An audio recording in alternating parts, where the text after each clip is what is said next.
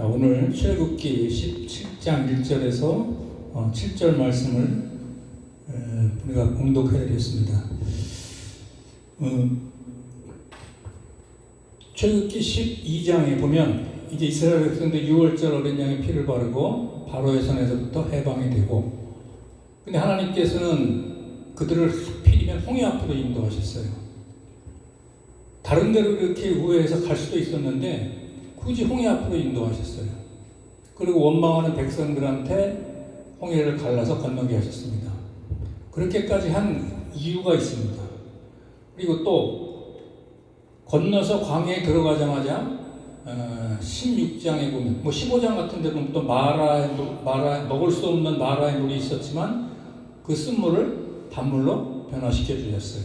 그리고 16장에 들어가니까 이제는 먹을 것이 없다고 불평하는 이스라엘 백성들한테 하나님께서 하늘에서 만나를 비같이 내려주셨습니다. 그리고 오늘 17장에 보면은 이제 또 물이 없어서 다 죽게 됐다고 원망하는 이 백성들한테 반석에서 또 물을 내서 마시게 해주셨어요. 그러면 우리는 이런 사건, 이런 기록들을 보면서 이렇게 쉽게 생각할 수가 있습니다. 전능하신 하나님, 능력의 하나님, 무에서 유를 창조하신 하나님께서 이렇게 어려울 때마다 이렇게 기적을 베푸시는구나. 그러니까 우리는 하나님 앞에 힘들 때, 어려울 때 기도하면 하나님께서 우리 소원을, 우리 문제를 해결해 주실 것이다. 이렇게 쉽게 생각할 수가 있겠죠. 그 말씀은 틀린 말도 아닙니다. 그런데 이 본문이 기록이 된 것은, 이런 사건들이 기록이 된 것은 하나님이 이 사건을 통해서 뭔가를 계시하고 싶었던 거예요. 뭔가를 가르치고 싶었던 것입니다. 그래서 우리가 그것을 온전히 거기까지 알아야 우리 신앙의 풍성함이 있게 되는 줄 믿으시기 바랍니다.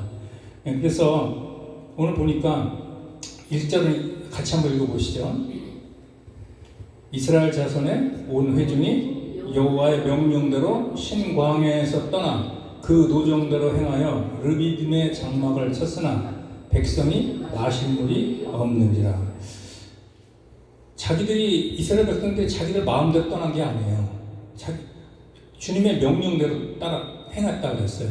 명령대로 신광야를 떠나라고 해서 떠났고, 그리고 가는 노정도 주님이 이렇게 가라 그래서 행했고, 그리고 주님이 또 뭐였어요? 여기에 멈춰라 해가지고 르비딤이라는 곳에 장막을 친 것입니다. 멈춘 겁니다.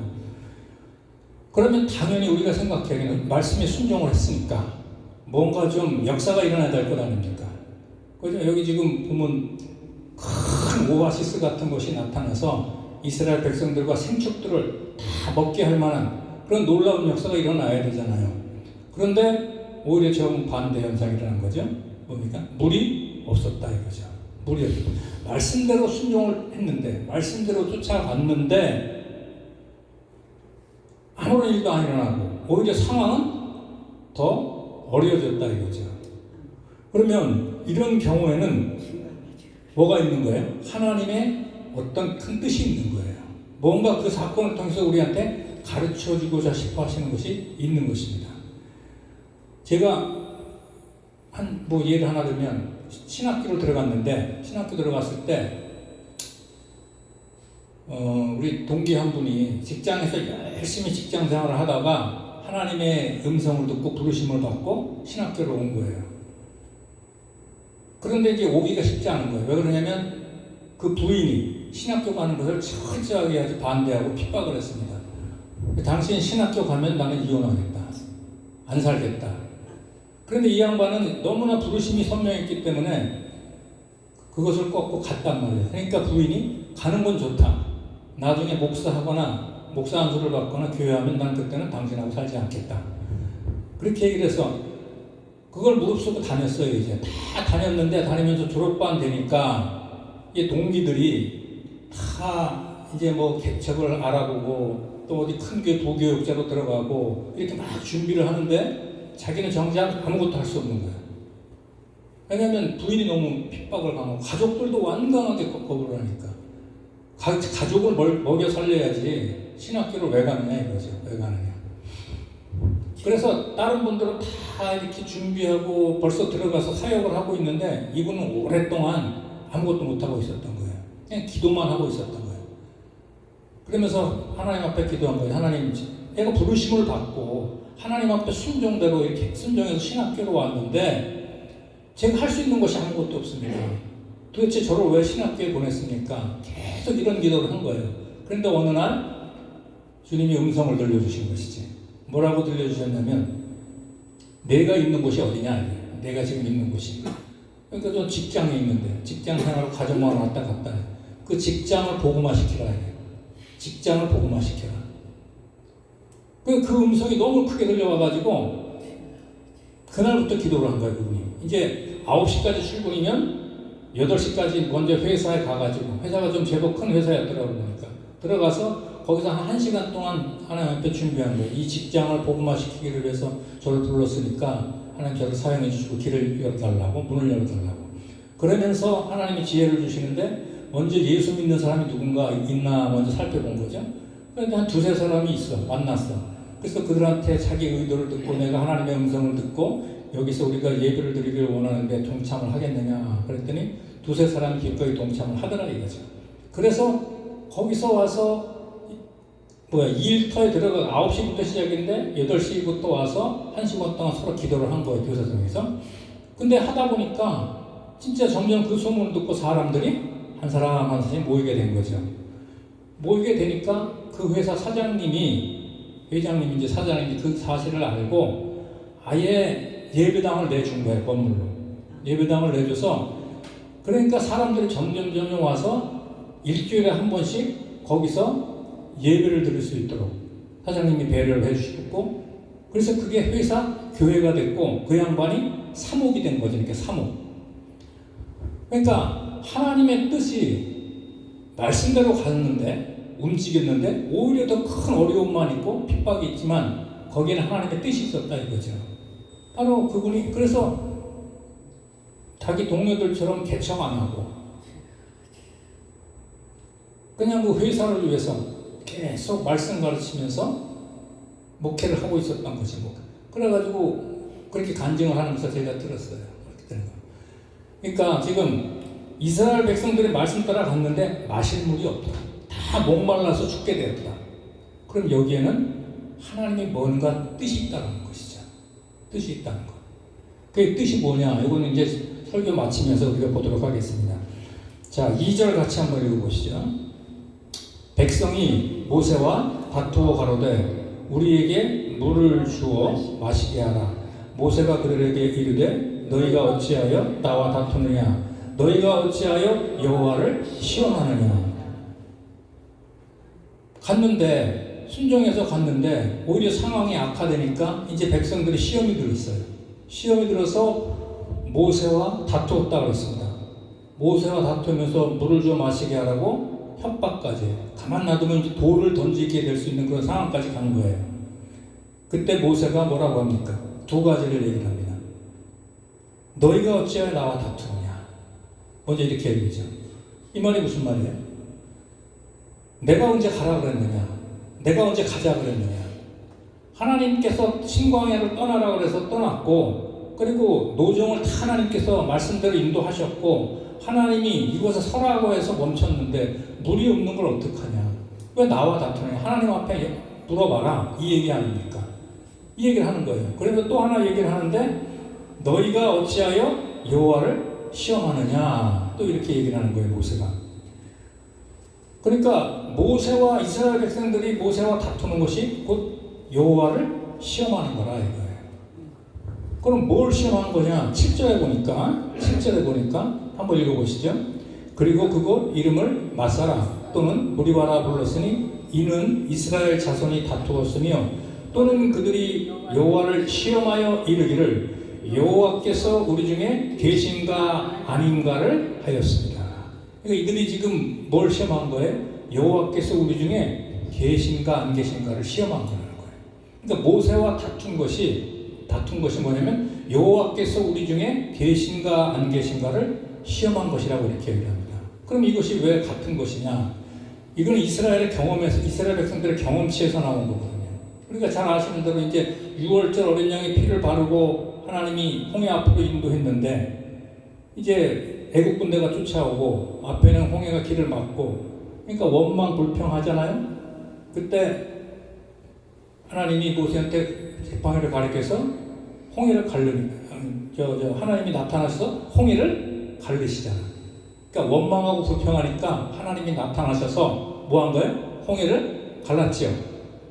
그 다음에 16장에 광야로 들어가는데 먹을 것이 없어. 그러니까 또 하던 대로 원망하고 불평해. 모세한테. 모세를 못 살게 굴어.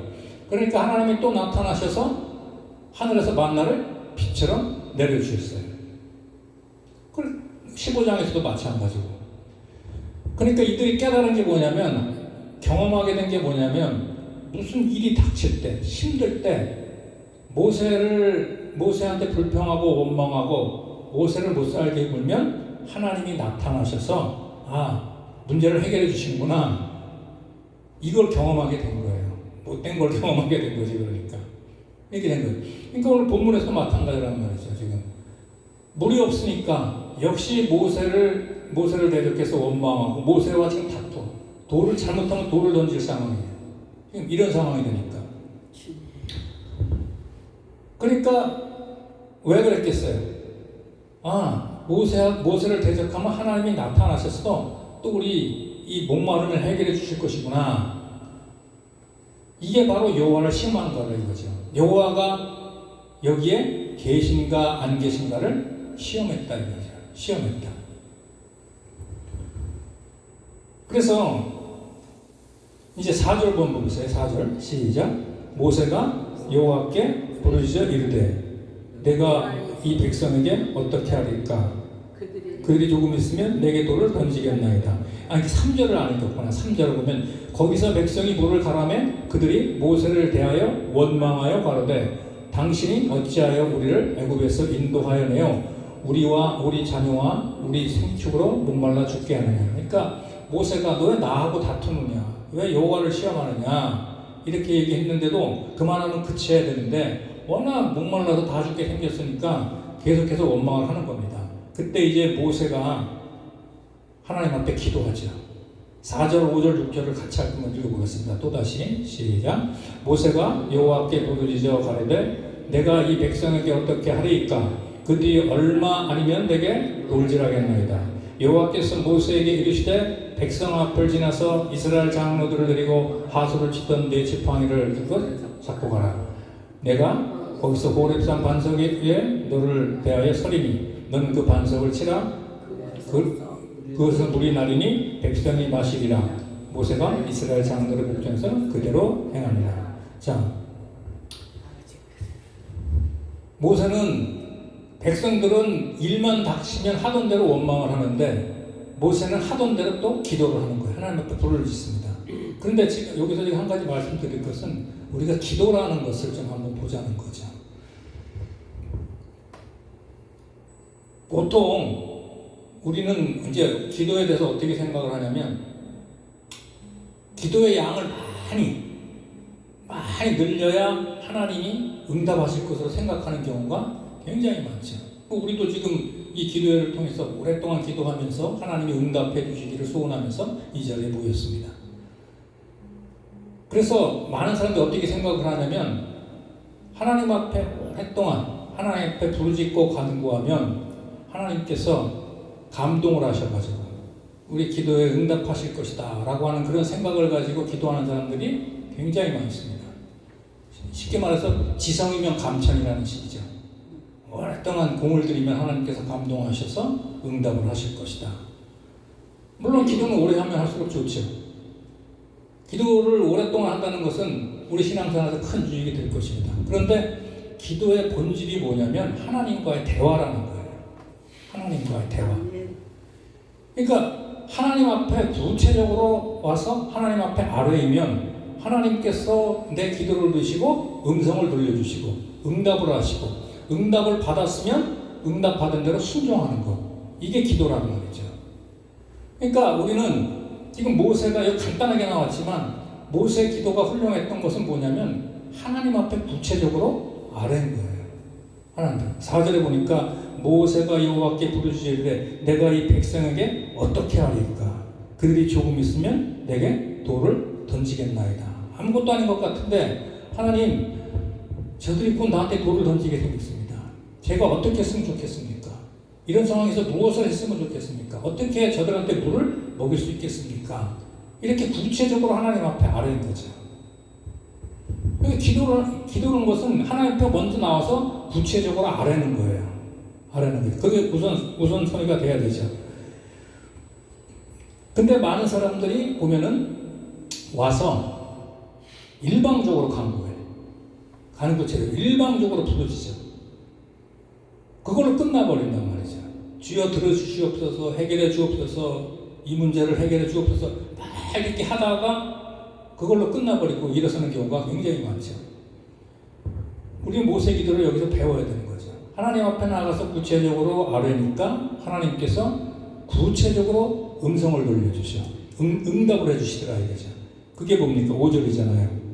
여호와께서 모세에게 이르시되 백성 앞을 지나서 이스라엘 장로들을 데리고 나일강을 치던 네 지팡이를 손에 잡고 가라. 내가 호렙산에 있는 그 반석이 거기서 내 앞에 서리니 너는 그 반석을 치라. 그것에서 물이 나오리니 백성이 마시리라. 얼마나 구체적으로 하나님의 음성을 돌려주십니까? 그래요? 안 그래요? 네.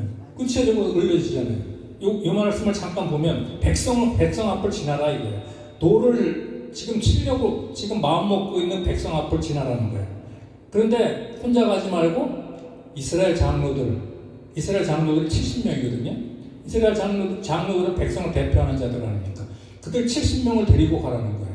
왜 데리고 가라고 하는지는 정확히는 모르는데 제가 생각을 해보니까 증인으로 서려고 하시게 하는 것 같아요. 증인으로. 그 다음에 나일강을 치던 지팡이를 잡고 가라는 거예요. 모세가 나일강에 지팡이를 치니까 피로 물들였지 않습니까? 그 후로부터 지팡이를 치거나 가르치면 역사가 나타났잖아요. 최근에 나타났던 역사가 홍해가 갈라지는 역사였잖아요.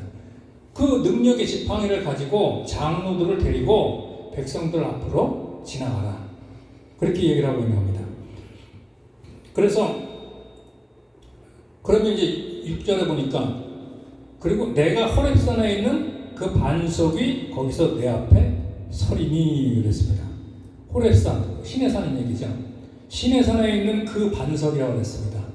그 반석이라고 했으니까 모세도 알고 있는 반석이에요. 모세가 시내산에서 그 떨기나무에서 부름을 받았지 않습니까? 그 시내산에 대해서는 너무나 잘 알고 있는 거지. 그러니까 그 반석 위에 서라는 거예요. 그 반석 위에 그 반석이 거기서 내 앞에 내가 서리다. 눈에 보이지 않는 하나님이 그 반석 위에 서시겠다는 거예요. 여기 반석이 뭐냐면요, 히브리어로 츄루라고 해요. 츄루. 그러니까 조그만 반석이에요. 큰 반석이 아니라 조그만 반석. 큰 반석은 우리 시편에 보면 뭐 셀라 그런 말 많이 나오죠. 큰 반석이 셀라고 조그만 반석이 츄루예요. 이 조그만 반석 위에 눈에 보이지 않는 하나님이 그 앞에 서겠다는 거예요. 그럼 너는 그 반석을 지팡이로 치라는 거예요. 반석을 치라. 그러면 거기서 물이 나오리니 백성이 마시리라. 이렇게 지금 구체적으로 응답을 주시잖아요. 자, 이 말씀을 보면 출애굽기 17장 6절을 이 말씀에 대한 해석을 사도 바울은 고린도전서 10장 1절에서 4절에 이렇게 해석을 하고 있습니다. 제가 오늘 이 말씀을 보려고 하는 거예요. 조금 시간이 갔지만 우리 한번 찾아보시죠. 고린도전서 10장 1절에서 4절 말씀.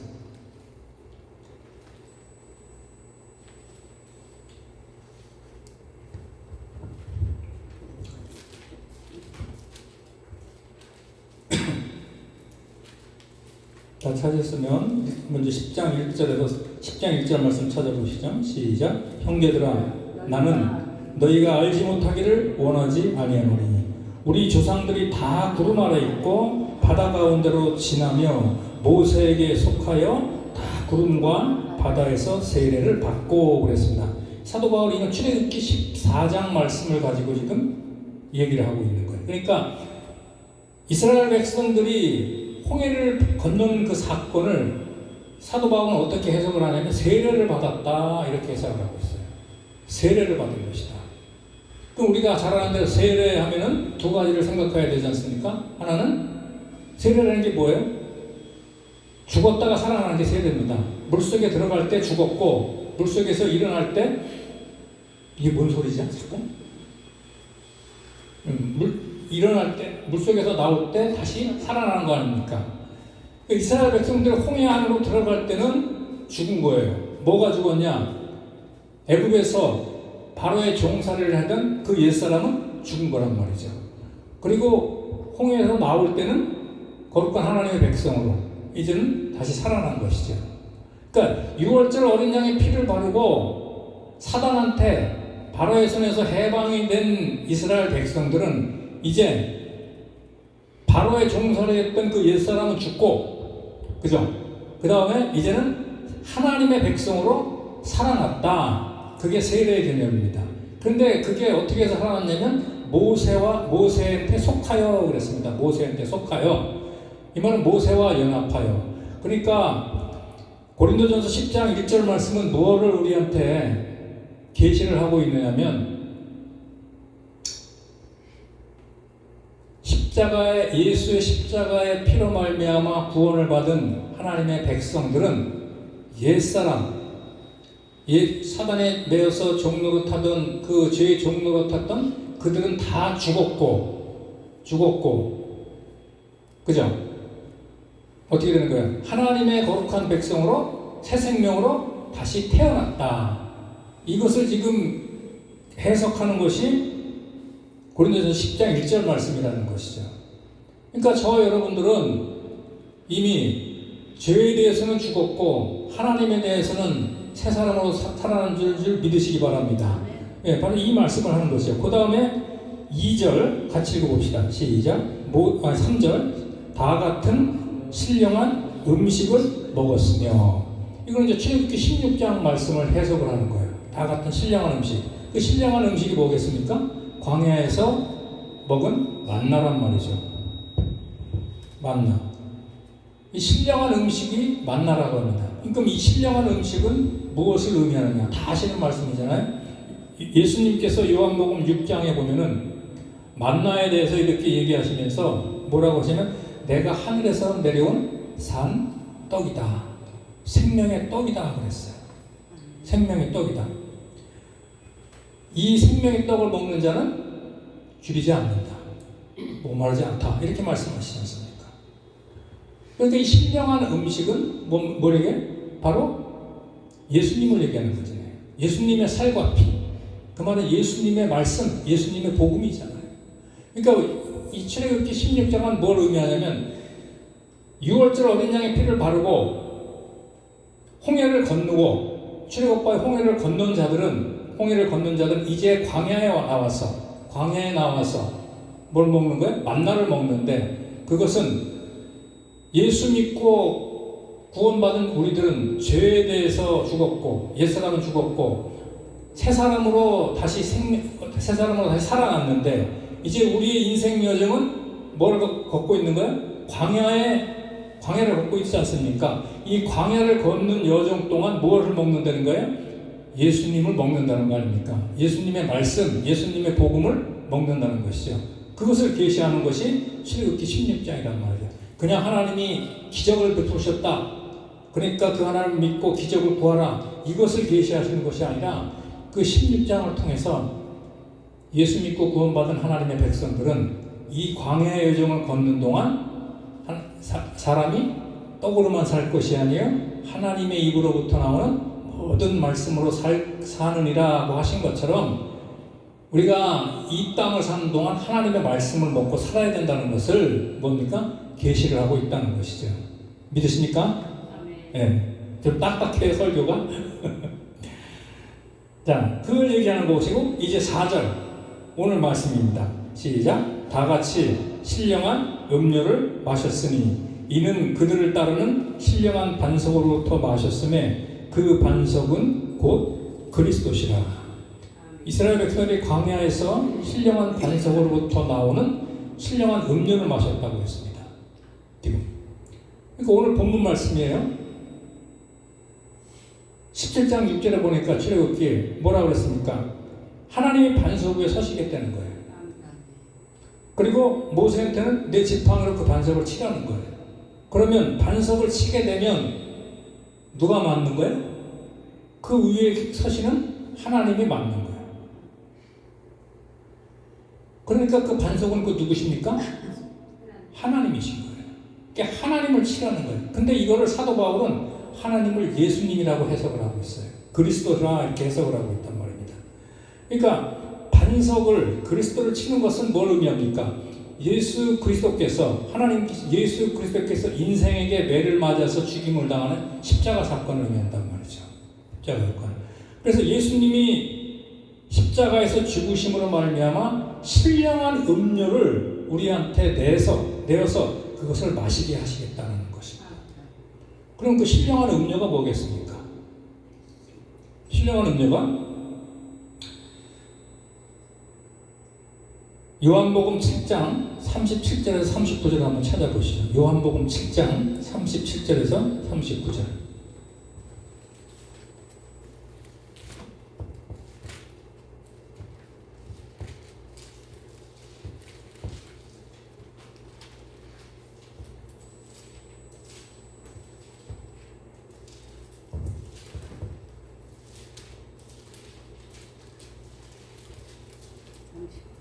찾으셨죠?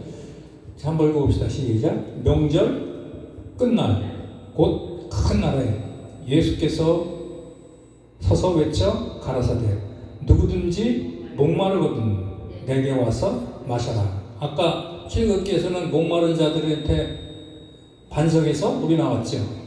그 반석이 누구셨어요? 예수님이셨잖아요.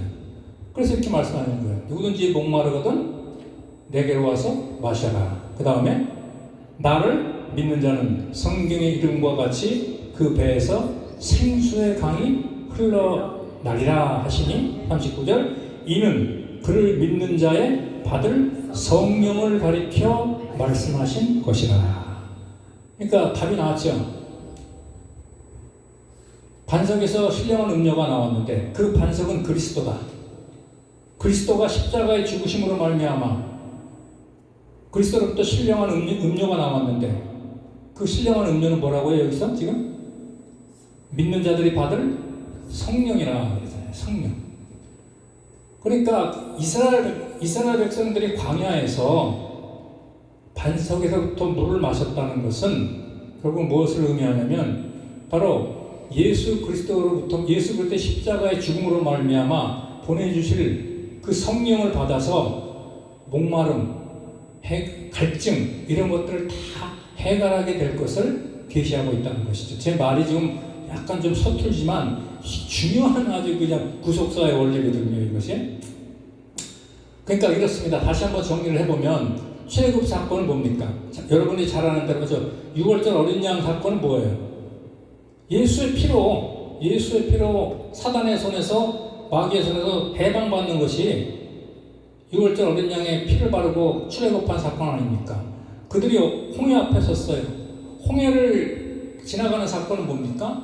바로 그 구원받은 백성들은 옛사람이 죄에 대해서 죽고 다시 새 사람으로 부활했다. 새 생명으로 부활했다는 것이 바로 홍해 사건이 계시하는 것이고 16장에 광야에서 만나를 먹은 사건은 이제 하나님의 백성들은 예수 믿고 구원받은 자들은 이 광야 40년 그러니까 우리 인생 광야 여정을 사는 동안 떡으로만 사는 것이 아니라 하나님의 말씀으로 먹고 살아야 된다는 것을 우리한테 계시를 하는 것이고 뿐만 아니라 이제 17장에서는 광야에 사는 동안 이 인생 여정을 살아가는 동안 많은 갈증이 있을 것이다 이거예요. 우리가 예수를 믿었음에도 불구하고 많은 목마름이 있습니다. 이 땅에 사는 동안 어떤 사람은 돈에 대한 목마름이 있을 것이고 어떤 사람은 건강에 대한 목마름도 있을 것이고 어떤 사람은 이뻐지고 하는 목마름이 있을 것이고 어떤 사람은 또 지식에 대한 목마름이 있을 것이고 또 저 같은 경우에는 목회가 좀 이렇게 참 부흥하고 성공했으면 좋겠다고 하는 그런 목마름도 있을 것이고 다 그렇단 말이죠. 그런데 그 목마름을 어떻게 해결하냐 이거죠. 어떻게 해결하느냐. 바로 문제를 해결해 주시겠다는 것이 아니고 그 문제 자체를 해결해 주시는 성령을 주시겠다는 거예요. 성령을 받게 되면 모든 갈증, 모든 목마름이 다 해결이 된다는 것이죠. 돈이 없어도, 몸이 불편해도, 아까 찬송 부르셨지? 무화과 나무에 소출이 없고, 또 뭐? 외양간에 뭐가 없어? 송아지도 없고, 뭐 이것저것 다 없어. 그럼 그것이 다 채워지면 배부르고 갈증이 해결될 것 같지만 인생은 안 그렇다 이거예요. 뭐가 있으면 뭐가 또 목말라. 근원적으로 목마른 갈증이 해결이 안 되는 거예요. 그런데 나는 구원의 하나님으로 기뻐하리라고 그러잖아요. 그럼 어떻게 우리가 구원의 하나님으로 기뻐합니까? 성령이 충만해야 구원의 하나님으로 기뻐할 수 있는 거예요. 그래서 주님이 말씀하시는 거예요. 다 목마른 자들아 다 내게로 와라. 너희들이 목마르지 않을 것이다. 그 배에서 생수의 강이 흘러날 것이다. 내가 십자가에서 죽고 너희들한테 성령을 보내줄 것인데 너희들이 그 성령을 받아서 충만하게 되면 모든 갈증, 모든 목마름 이런 것들은 다 싹 해결될 것이다. 이 말씀을 하는 것이 출애굽기 17장 반석에서 물이 나오는 사건이란 말이죠. 그래서 오늘 뭐 결론을 내는다마는 우리는 이렇게 모여서 합심합니다만 어떤 문제를 해결받으려고 기도하기보다는 성령 충만을 받기 위해서 기도할 수 있기를 바랍니다. 왜냐하면 성령 충만 받게 되면 모든 것들이 다 문제가 안 되는 거예요. 오늘 같이 합심해서 기도하면서 성령 충만 받고 주님 앞에 기쁨으로 찬송과 영광을 돌리는 저와 여러분 되시기를 주님의 이름으로 축복합니다.